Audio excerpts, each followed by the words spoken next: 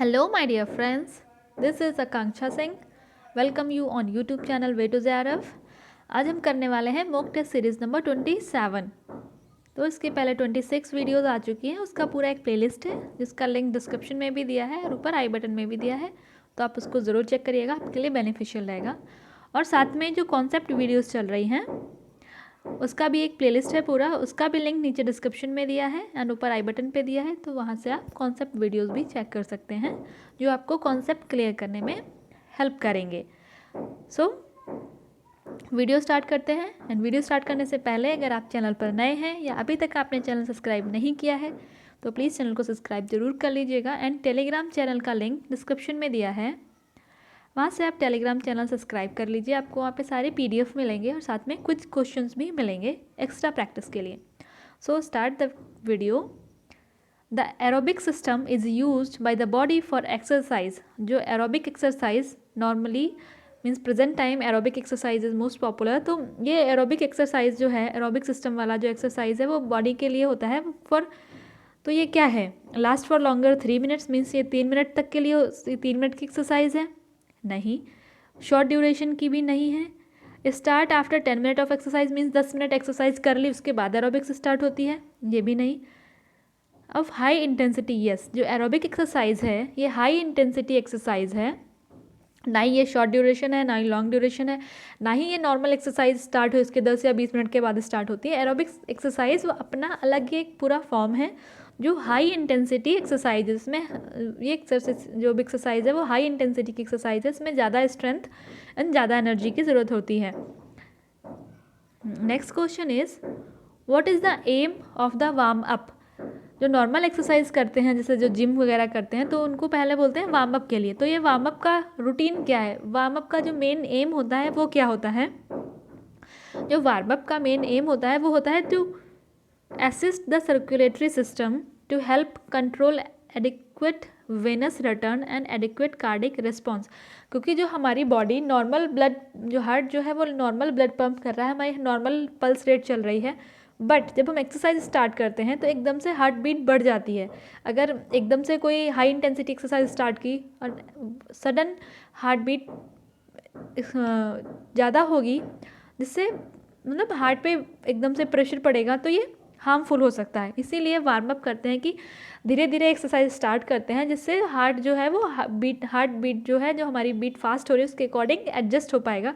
इसीलिए warm up करते हैं कि जो ब्लड पंप हो रहा है वेंस के थ्रू या फिर जो वापस हार्ट में आ रहा है, जो कार्डियक रिस्पॉन्स है ब्लड को पंप करने का और ब्लड को रिसीव करने का, मीन्स ब्लड को पूरी बॉडी में पंप करना, वहाँ से पूरा ब्लड वापस रिसीव करना, ये जो पूरा एक रिस्पॉन्स है कार्डियक रिस्पॉन्स, उसको एडिक्वेट एक जो रिदम में चल रहा था उसी सेम रिदम में उसको फ्लो करने के लिए या फिर जो इंटेंसिटी हाई और लो हो रही है उसके अकॉर्डिंग सेट करने के लिए, उसके अकॉर्डिंग एडजस्ट करने के लिए वार्म अप जो है वो ज़रूरी होता है।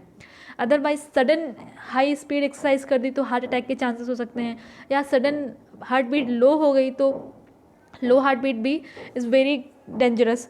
तो इसीलिए वार्म अप करते हैं। ये मेन एम होता है वार्म अप का कि हार्ट जो पंप कर रहा है ब्लड उसको अकॉर्डिंग टू सिचुएशन या अकॉर्डिंग टू एक्सरसाइज इंटेंसिटी, उसके अकॉर्डिंग हार्ट पंप को या हार्ट जो ब्लड पंप कर रहा है उसके हार्ट बीट को एडजस्ट करना। This is the main M of warm up. तो ये हिंदी में है, हिंदी में भी आप देख लीजिए। नेक्स्ट आता है what is the lactic acid defined as. Lactic acid की डेफिनेशन इसमें कौन सी है? The highest volume of oxygen a person can consume during exercise, no, ये नहीं है। The waste product of aerobic energy production, yes, ये सही आंसर है। एरोबिक एनर्जी, जब waste product of aerobic energy exercise, जब ऑक्सीजन के प्रेजेंस में जब पर्सन एक्सरसाइज करता है उसके बाद जो ग्लूकोज का पूरा साइकिल है उसमें जो वेस्ट प्रोडक्ट बनता है वो बनता है लैक्टिक एसिड। तो ये है correct definition, a waste product of aerobic energy production. The psychological stress on the body during exercise, sorry physiological, no, lactic acid की वजह से जो मसल्स में स्टिफनेस आती है ये आती है लैक्टिक एसिड की वजह से, न कि ये लैक्टिक एसिड की डेफिनेशन नहीं। A waste product of anaerobic energy production, no, it is aerobic energy production. तो a waste product of aerobic energy production is lactic acid. Next को ये हिंदी में है। The next question is what is the primary reason for blanching food. Food को blanch करने का primary reason क्या है। तो सबसे पहले ब्लांचिंग क्या होता है, जो भी फ्रूट्स हैं वेजिटेबल्स हैं जिनको प्रिजर्व करके कुछ टाइम के लिए रखना है तो उनके लिए पहले जो वाटर है उसको बॉईल करते हैं। बॉइलिंग वाटर में फ्रूट्स एंड वेजिटेबल को कुछ टाइम के लिए बॉइलिंग वाटर में डाल देते हैं। देन उसके बाद उनको रैपिड कूलिंग करते हैं, इसको बोलते हैं ब्लांचिंग। और जो स्पेशली जो केन्ड फूड होते हैं, जो केन में जो फूड प्रिजर्व किए जाते हैं, उनमें ब्लांचिंग प्रोसेस होती है। तो ब्लांचिंग प्रोसेस होती क्यों है, क्लीन द फूड। फूड तो कुछ भी करो आप नॉर्मली क्लीन करना ही होगा, नहीं। प्रिवेंट पेस्ट इन्फेस्टेशन, ये भी नहीं है। Prevent food from drying, no. Inactivate enzymes in food, yes. जो फूड में जो एंजाइम प्रेजेंट हैं उनको इनएक्टिवेट करने के लिए, क्योंकि जब तक ये इनएक्टिव नहीं होंगे फूड को प्रिजर्व कैसे करेंगे। अगर ये एक्टिवेट रहे एंजाइम्स तो ये फूड में स्पॉइलेस कॉज करेंगे, इसीलिए ब्लांचिंग प्रोसेस की जाती है। जो फूड जो है, जो भी फूड है, वेजिटेबल है, फ्रूट्स हैं, इनमें जो एंजाइम्स प्रेजेंट हैं इनको इनएक्टिवेट करते हैं। और साथ में एक और इसका पॉइंट है, वो है कि जो फ्रूट्स एंड वेजिटेबल, जो हार्ड फ्रूट्स एंड वेजिटेबल होते हैं उनको थोड़ा सा सॉफ्ट करके, और जब वो सॉफ्ट हो जाएंगे तो उनकी पैकेजिंग इजी हो जाती है। तो इसके लिए भी करते हैं कि जो फ्रूट्स एंड वेजिटेबल हैं उनको थोड़ा सॉफ्ट बनाने के लिए भी ब्लांचिंग किया जाता है। और but main reason is inactivate enzymes in food. Next question is which exercise for the gastrocnemius जो मसल्स हैं should be you include in your routine. जो गैस्ट्रोकेनियस जो मसल्स होते हैं, ये जो एंकल से लेकर नी तक, जो हमारे पैर में एंकल से लेकर नी तक के जो बीच के मसल्स होते हैं उनको गैस्ट्रोकेनियस मसल बोलते हैं, ठीक है। और ये गैस्ट्रोकेनियस मसल के लिए कौन सी एक्सरसाइज आप इंक्लूड करोगे। सिंपल सी बात है, आप लेग में हैं, फ्रॉम एंकल टू नी तक के बीच में हैं, तो आप हील रेजिंग तो करेंगे नहीं। हील रेजिंग मीन्स अगर टो की कोई एक्सरसाइज है तो आप टो टैपिंग भी टो की एक्सरसाइज है। Hamstring curls, hamstring means thigh में जो कर्ल्स आ रहे हैं वो नहीं। तो जो गैस्ट्रोकेनियस मसल्स हैं उनके लिए लैटरल रेजिंग मीन्स जो ये एंकल से नी तक के बीच के जो मसल्स हैं उनको रेज करना, लैटरल रेजिंग करना, ये हेल्प करता है गैस्ट्रोकेनियस जो मसल्स हैं उनकी एक्सरसाइज के लिए। Next is what safety precautions needed to be considered when performing exercise using stretch band। जो स्ट्रेच बैंड हैं, जो नहीं स्ट्रिंग्स जैसे रस्सी होती हैं जिनको जो स्ट्रेच होने वाली होती है, जिनको स्ट्रेच करके एक्सरसाइज करते हैं, तो जब ये स्ट्रेच बैंड से जब एक्सरसाइज करते हैं तो क्या प्रिकॉशंस अपनानी चाहिए, क्या चीज़ें ध्यान में रखनी चाहिए। नी लाइट, नो। आर्म स्ट्रेट, जब ऑब्वियस सी बात है जब स्ट्रेच बैंड वाली एक्सरसाइज कर रहे हैं तो आर्म तो स्ट्रेच होगा ही, ये भी। देन शोल्डर लिफ्टेड, ये भी नहीं।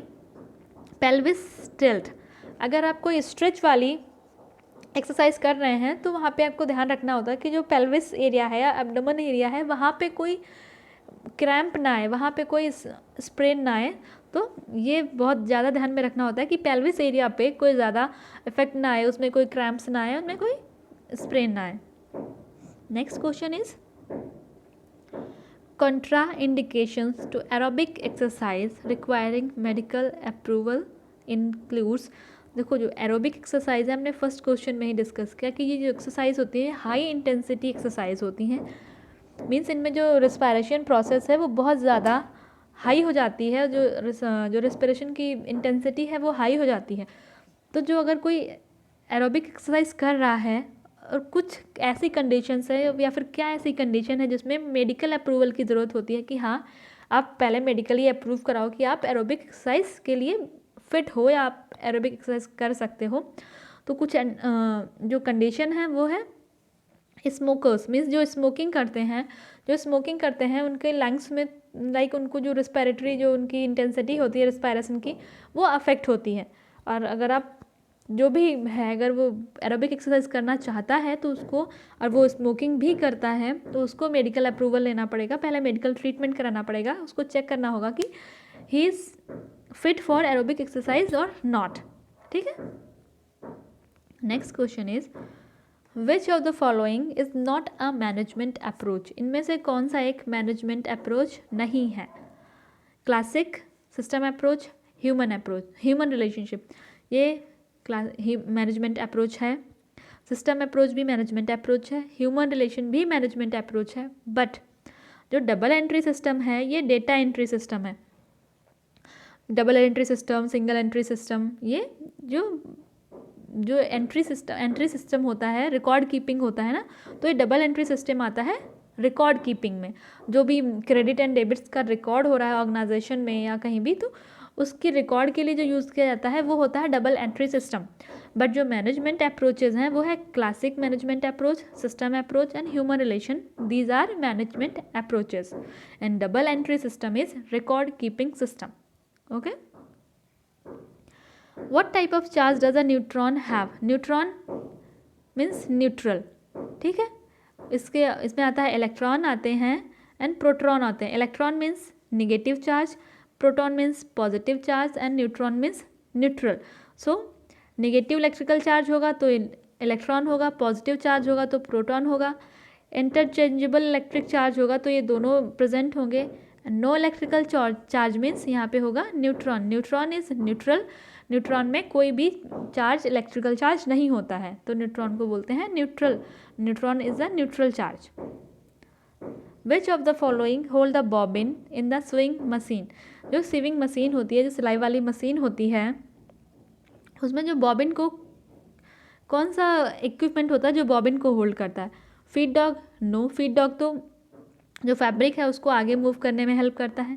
प्रेशर फुट जो भी फैब्रिक है उसको प्रेशर से दबा के रखता है।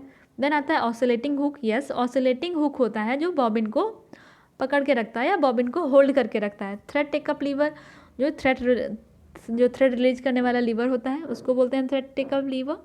तो जो बॉबिन को होल्ड करता है उसको बोलते हैं ऑसिलेटिंग हुक। ऑसिलेटिंग हुक जो है वो बॉबिन को होल्ड करके रखता है। What is the best thing to use clean mold and mildew from your bathroom? अगर बाथरूम में मोल्ड्स एंड मिल्ड्यू आ गए हैं तो उनको क्लीन करने का बेस्ट तरीका क्या है? ब्लीचिंग। यस, ब्लीच जो है ये मोल्ड एंड मिल्ड्यू को क्लीन करने का बेस्ट तरीका है। सैलड ड्रेसिंग, ये तो सैलड पे यूज़ होता है, सैलड की ड्रेसिंग के लिए। डिश सोप, ये डिशेस होती हैं उनको क्लीन करने के लिए यूज़ होता है। बेकिंग सोडा, तो baking soda is not use for cleaning. तो ब्लीच है जो मोल्ड और मिल्ड्यू की क्लीनिंग के लिए यूज़ किया जाता है। Next is when do you laundry? जब by what criteria should you separate the clothes to be washed? जब भी कपड़े धोने के लिए दिए जाते हैं या लॉन्ड्री के लिए दिए जाते हैं तो क्या क्राइटेरिया होता है, क्या पॉइंट्स होते हैं जिनके अकॉर्डिंग कपड़ों को अलग अलग किया जाता है, सेपरेट किया जाता है? By designer and fabric? No, ये गलत है। Then by type pants and top etcetera? No. By fabric only? No. The by colour and fabric? Yes, by colour and fabric. जो डार्क कलर क्लॉथ्स होते हैं उनको एक साइड रखते हैं, जो लाइट कलर क्लॉथ होते हैं उनको एक साइड रखते हैं, जो वाइट कलर क्लॉथ होते हैं उनको एक साइड रखते हैं according to fabric. Yes, according to colour and fabric कपड़े को सेपरेट किया जाता है लॉन्ड्री के लिए कि कपड़े का कलर क्या है और कपड़े का टाइप क्या है, किस टाइप का फैब्रिक है, उसके अकॉर्डिंग लॉन्ड्री के लिए कपड़ों को अलग अलग किया जाता है।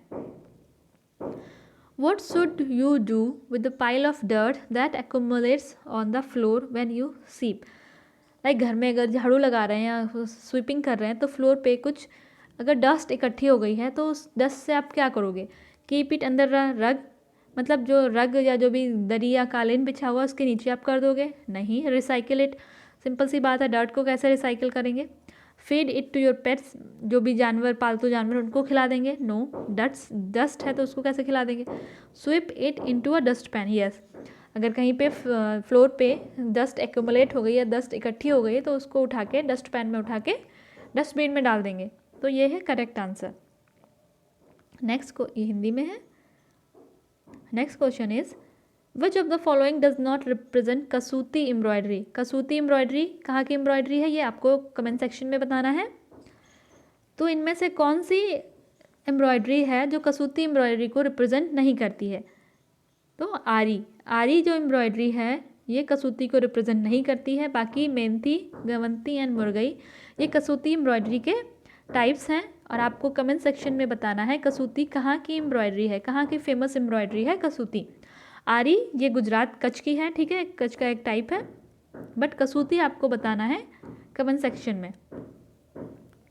विच of the following food item may be stored indefinitely, means इसमें से कौन सा फूड आइटम है जिसको लॉन्ग टाइम के लिए स्टोर करके रखा जा सकता है। अब स्टोरेज में आते हैं perishable, non perishable and semi perishable. ठीक है, पेरिसेबल मीन्स जो जल्दी ख़राब हो जाते हैं, नॉन पेरिसेबल जो जल्दी ख़राब नहीं होते हैं, सेमी पेरिसेबल जिनको ज़्यादा दिनों तक उनको स्टोर कर सकते हैं but not more than 1 week और 2 वीक। ठीक है, तो इसमें से कौन सा फूड आइटम है जिसको लॉन्ग टाइम के लिए स्टोर करके रखा जा सकता है। पीनट बटर, नो, इसमें फ़ैट भी होता है एंड मॉइस्चर भी होता है तो इसको स्टोर करके नहीं रख सकते। केन्ड फ्रूट्स, इनको भी बहुत ज़्यादा टाइम के लिए, केन सूप, इनको भी बहुत ज़्यादा टाइम के लिए स्टोर करके नहीं रख सकते। सिंपल सी बात है, हम जो फूड आइटम जिनमें मॉइस्चर प्रेजेंट नहीं होगी उनको हम लॉन्ग टाइम के लिए मीन्स 6 मंथ टू 1 ईयर तक इनको स्टोर करके रख सकते हैं जिनमें मॉइस्चर नहीं होगी। सो ड्राई पास्ता, इसको लॉन्ग टाइम तक के लिए स्टोर करके रखा जा सकता है। Next is if you eat raw और uncooked egg you may get, अगर रॉ या अनकुक्ड एग खा रहा है कोई पर्सन तो उसको क्या होने के, उसका क्या कौन सा इन्फेक्शन होने के चांसेस ज़्यादा होते हैं। बॉटुलिज्म तो नहीं, बॉटुलिज्म तो क्लोस्ट्रीडियम बॉटुलिज्म मीन्स जो केन्ड फूड हैं अगर उनमें कोई इन्फेक्शन हो गया है तो उससे होता है clostridium botulinum. You eat raw and uncooked egg तो उससे होता है सैल्मोनेला, सैल्मोनेलिसिस। ठीक है, देन आता है leprosy, leprosy means nerves damage हो जाते हैं, स्किन लेजन्स हो जाते हैं तो ये होता है माइकोबैक्टीरियम लेप्री के द्वारा। ठीक है, रेबीज़, डॉग बाइटिंग से होता है रेबीज़। अगर रॉ एग या अनकुक्ड एग आप ले रहे हो या कोई भी ले रहा है तो उससे जो इन्फेक्शन होता है वो होता है Salmonella. Okay,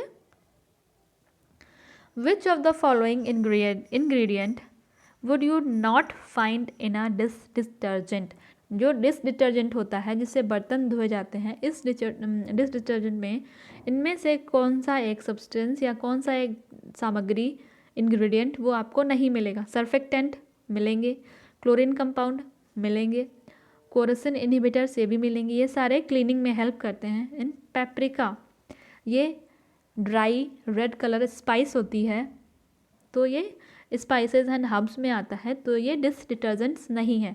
paprika is a spice. Okay, next question is sociometry is a tool to measure child. Sociometry, socio means society, metry means measurement. Society में बच्चे का कौन सा बिहेवियर मेज़र किया जाता है अकॉर्डिंग टू सोशियोमेट्री। सोशियोमेट्री एक tool है जिसके अकॉर्डिंग सोसाइटी में चाइल्ड का क्या बिहेवियर है वो मेज़र करना होता है। सो इंटेलिजेंस लेवल, नो, इसके लिए IQ टेस्ट होता है। बिहेवियर प्रॉब्लम्स, ये भी नहीं। Relationship with peers, yes, society में या सोशल में बच्चों के अपने दोस्तों के साथ या उनके जो एज मेट्स हैं, जो उनके पीयर्स हैं, पीयर ग्रुप हैं, उनके साथ उनका रिलेशनशिप कैसा है ये मेज़र किया जाता है सोशियोमेट्री टूल के द्वारा। रिलेशनशिप विद पेरेंट्स, पेरेंट्स तो फैमिली में आ जाते हैं तो ये सोशियोमेट्री से मेज़र नहीं होगा। Sociometry means relationship with peers, जो उनके फ्रेंड ग्रुप है, उनका जो फ्रेंड सर्कल है, उनके साथ बच्चों के रिलेशनशिप कैसे हैं ये मेज़र किया जाता है सोशियोमेट्री टूल के द्वारा। Next question is ABC of poster. अगर कोई पोस्टर बना रहे हैं तो वो कैसा होना चाहिए।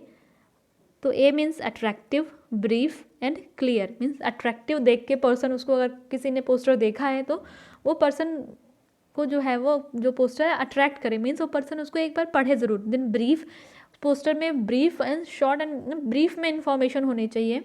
एंड क्लियर, जो कि क्लियर हो, इजीली जिसको पढ़ा जा सके, नीट एंड क्लीन हो, तो ये आएगा ABC of poster. Means attractive, brief and clear. जो अट्रैक्टिव हो, ब्रीफ में सारी इन्फॉर्मेशन उस पर मिल रही हो, और क्लियर हो मीन्स क्लीन हो, जिसको इजीली, नीट एंड क्लीन, जिसको इजीली मीन्स पर्सन पढ़ सके, रीडेबल हो। देन आता है which of these should you not do while ironing. जब कपड़े आयरन हो रहे हैं या कुछ आयरन करने जा रहे हैं तो इनमें से कौन सा पॉइंट है जो आप नहीं यूज़ करेंगे। Use a press cloth when ironing less, yes, means अगर लेस को प्रेस करना है तो लेस जो है डेलिकेट होती है तो उसके ऊपर एक कॉटन का प्रेस क्लॉथ या कोई दूसरा कपड़ा रख के फिर प्रेस करना, तो ये करते हैं। Use spray starch before ironing, yes, starching करने के लिए स्टार्च यूज़ कर सकते हैं before ironing. Make sure the iron temperature is not too hot, means iron का टेम्परेचर भी ज़्यादा हॉट नहीं होना चाहिए। Iron clothes while you're on your body means अगर कपड़े पहन रखे हैं, कपड़े बॉडी के ऊपर हैं, तब उस पर आयरन नहीं करेंगे। इसमें दिया है कि what should you not do. तो सिंपल सी बात है, अगर कपड़े किसी ने पहन के रखे हैं तो उस पर आयरनिंग नहीं की जा सकती है। उस पर आयरनिंग कैसे करेंगे? लेस को आयरन कर रहे हैं तब भी कोई प्रेस क्लॉथ लेंगे, स्टार्चिंग करनी है उसके, अगर आयरन करने से पहले स्टार्चिंग करनी है तो करो, उसके बाद फिर आयरन करेंगे। और आयरन का टेम्परेचर बहुत ज़्यादा नहीं होना चाहिए। बट अगर किसी ने कपड़े पहन रखे हैं तो आप उस पर आयरनिंग नहीं कर सकते हैं। तो ये हिंदी में है। Thank you. ये फेसबुक पेज है, आप मुझे यहाँ से कांटेक्ट कर सकते हैं। Way to JRF with Akanksha Singh. YouTube channel है वे टू JRF, तो आप चैनल को सब्सक्राइब ज़रूर कर लीजिएगा। वीडियो अगर आपको अच्छी लगी हो तो लाइक एंड कमेंट करके ज़रूर जाइएगा। और मैंने जो क्वेश्चन पूछा है कि कसूती एम्ब्रॉयडरी कहाँ की एम्ब्रॉयडरी है, वो आपको कमेंट सेक्शन में कमेंट करके बताना है। देन अगर आप चैनल पर पहली बार हैं या अभी तक आपने चैनल सब्सक्राइब नहीं किया तो चैनल को सब्सक्राइब ज़रूर कर लीजिएगा। और वीडियो को अपने फ्रेंड्स के साथ ज़्यादा से ज़्यादा शेयर करिए। मिलते हैं जल्दी ही नेक्स्ट वीडियो में, तब तक के लिए wish you all the very best, good luck, bye bye.